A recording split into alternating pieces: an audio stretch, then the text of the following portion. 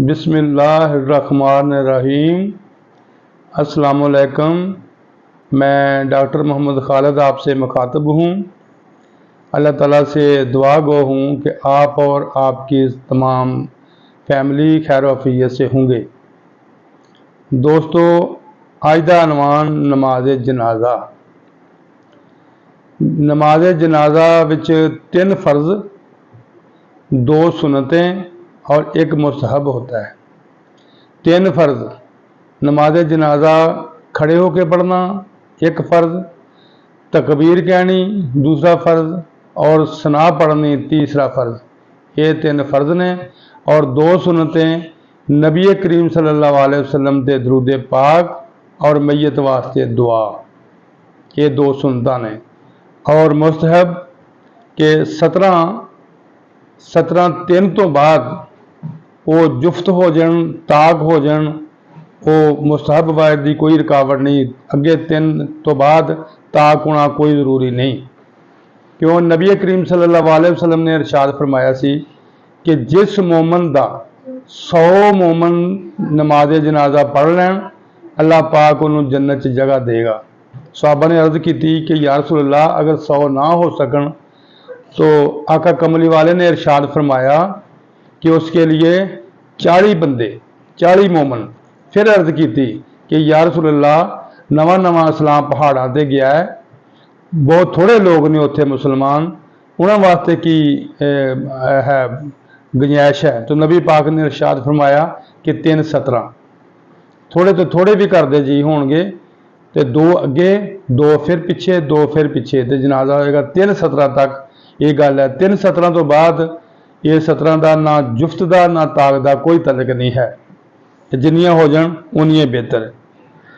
फिर मुश्कात शरीफ की 300 पहली जिले 353 सफ़ा ते ये मौजूद ने अगे हदीसा के जनाजे वास्ते उन्होंने जो भी है फेल है कि हज़रत अबू हुरैरा रज़ी अल्लाह ताला अन्हु रवायत करते हैं कि रसूल अल्लाह सल्लल्लाहु अलैहि वसल्लम ने इरशाद फरमाया कि मैयत को जल्दी दफन करो, कि तुम उसकी जे जल्दी दफन करो। अगर वो नेक है तो ओदी भलाई की तरफ जा रहे हो, अगर वो बुरा है तो अपने कंधियां तो वह बोझ उतार दियो। ये नबी पाक का फरमान सी।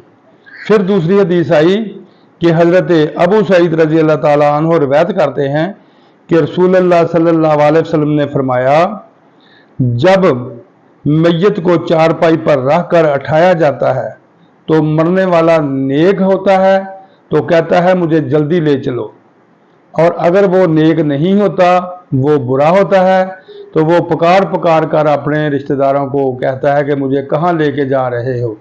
और उसकी ये आवाज़ इंसानों के अलावा सब मखलूक सुनती है, और अगर इंसान सुन ले तो बेहोश हो जाए। फिर हज़रत अबू सईद रज़ी अल्लाह ताला अन्हु से ही रवायत है कि रसूलुल्लाह सल्लल्लाहु अलैहि वसल्लम ने इरशाद फरमाया कि जब तुम जनाजा को देखो तो खड़े हो जाओ, और जो शख्स उसके साथ जाना चाहे जाए, और वो उस वक़्त तक ना बैठे जब तक मैयत की चारपाई ज़मीन पे ना रख दें। फिर हज़रत जाबर रज़ी अल्लाह ताला अन्हु से रवायत है कि रसूलुल्लाह सल्लल्लाहु अलैहि वसल्लम का फरमान कि जनाजा गुजर रहा था तो आका कमली वाले जनाजे को देखकर खड़े हो गए, तब हम भी खड़े हो गए। बाद में सरकार से अर्ज किया कि या रसूल अल्लाह सल्लल्लाहु अलैहि वसल्लम, ये जनाजा तो एक यहूदी का था। तो सरकार ने इरशाद फरमाया कि मौत घबराहट वाली चीज़ है, जब इसको देखो तो खड़े हो जाया करो।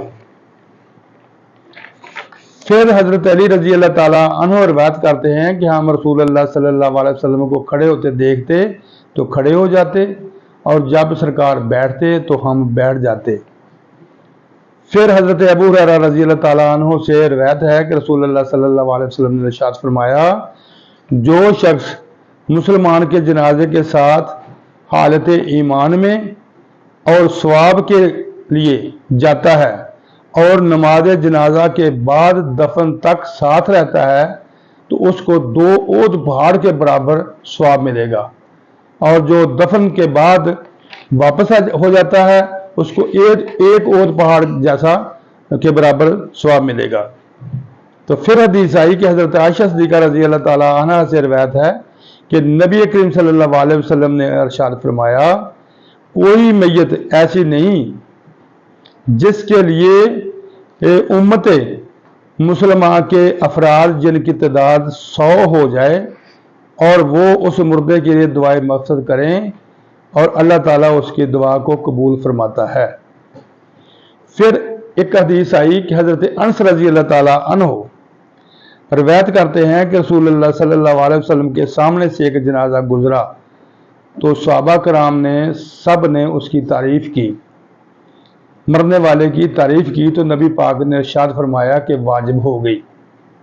پھر ایک جنازہ گزرا تو سب صحابہ نے، بیٹھنے والوں نے اس کی تعریف نہ کی، اس کو برا کہا، تو نبی کریم صلی اللہ علیہ وسلم نے ارشاد فرمایا کہ واجب ہوگی۔ تو حضرت عمر فاروق رضی اللہ تعالیٰ عنہ نے عرض کی کہ یا رسول اللہ، ہمارے ماں باپ قربان، آپ پر تھوڑی سی وضاحت فرما دیجئے کہ کیا وضاحت ہوگی۔ تو نبی پاک نے ارشاد فرمایا کہ جس کی تم نے تعریف کی اس کے لیے جنت واجب ہوگی، اور جس کی تم نے تعریف نہیں کی اس کے لیے دوزخ واجب ہوگی، کہ زمین پر تم اللہ تعالیٰ کے گواہ ہو۔ پھر حضرت عمر فاروق رضی اللہ تعالیٰ عنہ روایت کرتے ہیں کہ رسول اللہ صلی اللہ علیہ وسلم نے فرمایا، جس مسلمان کی بھلائی کے لیے 4 مسلمان گواہی دے دیں اللہ تعالیٰ اس کو جنت عطا کرے گا۔ تو صحابہ نے عرض کیا، یا رسول اللہ، جس کی شہادت، جس کی گواہی 3 آدمی دے دیں؟ تو نبی پاک نے ارشاد فرمایا کہ اس کو بھی اللہ تعالیٰ جنت عطا کرے گا۔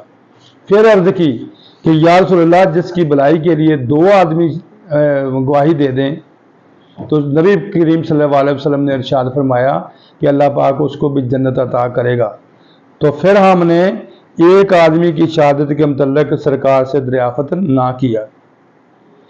پھر ایک حدیث آئی کہ حضرت صبح رضی اللہ تعالیٰ عنہ روایت کرتے ہیں کہ ہم حضور صلی اللہ علیہ وسلم کے ساتھ ایک جنازہ پہ گئے تو آپ نے دیکھا کہ چند گھوڑ سوار بھی جا رہے تھے، تو نبی کریم صلی اللہ علیہ وسلم نے ارشاد فرمایا، کیا تمہیں حیا نہیں آتی کہ آپ فرشتے پیدل چل رہے ہیں اور آپ گھوڑوں کی پشت پر بیٹھے ہو؟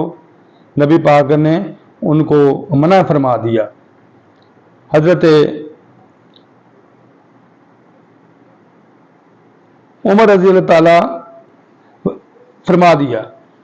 تو نماز جنازہ کے ساتھ جانا اور اس کے لیے دعائے مغفرت کرنا یہ ثابت ہے حدیثوں میں، اور انشاءاللہ دوسری ویڈیو میں نماز جنازہ غائبانہ اس کی وضاحت کریں گے کہ یہ حدیثوں میں کیا ملتا ہے، غائبانہ نماز جنازہ ہے یا نہیں ہے، یا سرکار نے جو پڑھایا ہے وہ غائبانہ ہے یا جنازہ ہے، اس کی وضاحت کریں گے۔ اس کو ضرور دیکھیے گا۔ اللہ آپ کا نگہبان۔